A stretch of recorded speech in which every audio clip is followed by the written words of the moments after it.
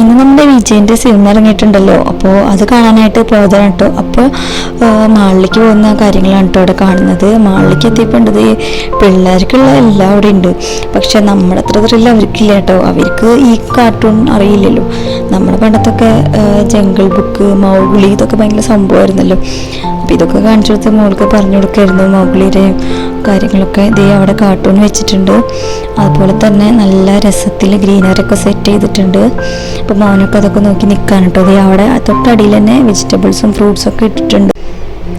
അപ്പോൾ ഇതേ മോള് പിന്നെയും നോക്കിക്കൊണ്ട് നിൽക്കുകയാണ്. അത് കഴിഞ്ഞിട്ട് ഞങ്ങൾ തൊട്ടടുത്തോട്ട് തിരിഞ്ഞു. അപ്പോൾ നിങ്ങൾ ഇതൊക്കെ കണ്ടിട്ടാണോ അതായത് വെറുതെ അല്ല നിങ്ങൾക്ക് ആകെ വലിയ കാര്യമായിട്ടുള്ള ഇൻസ്പിറേഷനൊന്നും ഇല്ലാത്തതെന്ന് പറയാം. മോനൊക്കെ സ്പൈഡർമാനൊക്കെ സ്ഥിരം കാണുന്ന ആകെ ചാട്ടവും ഓട്ടവും മാത്രമേ ഉള്ളൂ വന്നിട്ട്.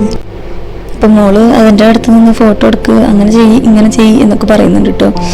അപ്പോൾ ഇതൊക്കെ കണ്ടിട്ട് ഇങ്ങനെ പറയാം, അന്നത്തെ കാലത്ത് ഡ്രസ്സൊന്നും ഉണ്ടായിരുന്നില്ല, ഇതെന്തെങ്കിലും. അപ്പോൾ നമ്മളിങ്ങനെ പറയാം അന്നത്തെ കാലത്ത് സ്പൈഡർമാനും ഒക്കെ ഉള്ള പോലെയൊക്കെ തന്നെയുള്ള ക്യാരക്ടറാണിത് എന്നൊക്കെ പറഞ്ഞു കൊടുത്തു. എന്നിട്ട് നമ്മൾ അപ്പുറത്തെ സൈഡിലേക്ക് പോയി. ഭയങ്കര ഗ്രീനറി കാണുമ്പോൾ തന്നെ നമുക്കൊരു സന്തോഷമല്ലേ സത്യം പറഞ്ഞാൽ.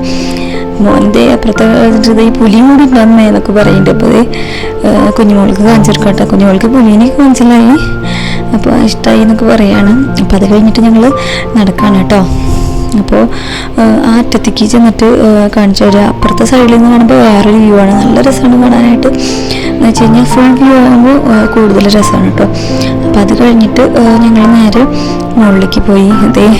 അപ്പോൾ എന്നിട്ട് മോള് ഇവിടെ നിന്ന് ഫോട്ടോ എടുക്കാന്നൊക്കെ പറയണം കേട്ടോ. കാര്യം നമുക്കിങ്ങനെ ഒറ്റ ആളായിട്ടുള്ള ഫ്ലെക്സ് ഒന്നും അങ്ങനെ കണ്ടിട്ടില്ലേ, എപ്പോഴും കൂട്ടത്തിൽ അങ്ങനെയൊക്കെ ആയിട്ട്. അപ്പോൾ ഒറ്റയ്ക്കുള്ളതായ കാരണം ഇഷ്ടപ്പെട്ടിട്ട് അപ്പോൾ അപ്പോഴേക്കും മോനും കൂടി വരും, എന്നെ കൊണ്ട് എടുക്കാമേ എന്നൊക്കെ പറഞ്ഞിട്ട് അപ്പോഴേക്കും അവനെ പറഞ്ഞേക്കിട്ടോ അവള്.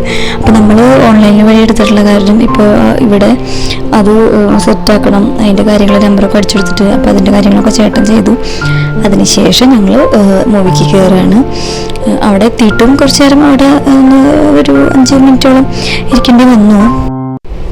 അതിന് ശേഷം നമ്മൾ സിനിമയ്ക്ക് കയറി കേട്ടോ.